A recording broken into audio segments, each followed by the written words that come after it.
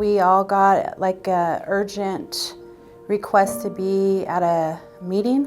They were expressing that there's just a great need in the hospitals for any extra help to do vitals, so I volunteered for that. So when I came to the hospital, I did not know who I was going to be assigned to, or I had no idea what I was going to be doing. So I arrived to the 3rd floor. I was just living that nurse moment, like I was enjoying myself. And then they asked me to sit in on a patient. I've never done anything like that. I wasn't sure what to expect. So I go sit in with this patient, and the patients that they're asking us to sit in with are patients that are kind of delirious or not wanting to stay in bed, not understanding where they're at. So it was pretty tough. It was a gentleman.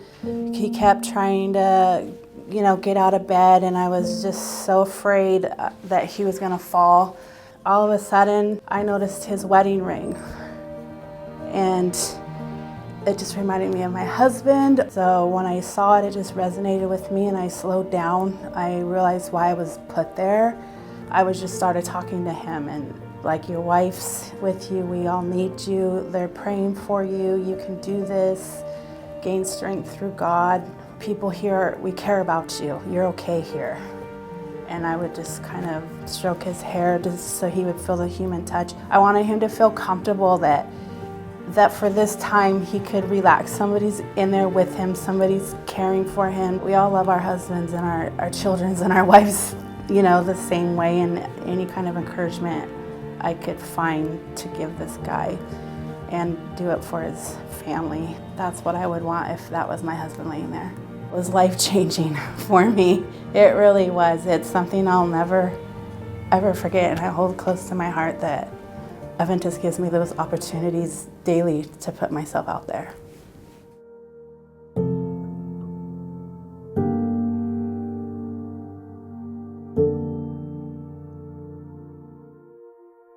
I was covering the front that day. There was a group message that went out, and in the message they asked for help, that they were in dire need of help in the hospital. I didn't think twice, I just called really quick, and so after an 8-hour shift, I went straight to work from 5 to 10 at the hospital. It was very fast paced. The 5 hours felt like 5 minutes. I actually worked directly on the COVID floor, and I was helping the nurses. I was helping to change positions in patients to help their breathing. One of the tasks that I had to do was help clean a lady who had just passed away from COVID. She had a rosary on her. She had a Virgin Mary. And I just felt really impacted by what I saw. And I took the rosary from her and put it in between her hands, and I made sure her hands were together. And I placed a Virgin Mary on top of her hands. She was literally just there, and then she was gone. So I prayed and I asked God to take her home and to help her family members resignate and to be at peace, that it was her time to go, that she was home. When I helped that day, it just opened up my eyes again that I really do belong here. I've worked in other places where we're not allowed to talk about religion. So here, when patients share stories with me, it is a huge blessing to be able to say, can I pray for you? Can I pray with you? I'm gonna keep you in my prayers. Anything like that, patients are just so validated. It is a huge blessing to be able to share my beliefs with my patients.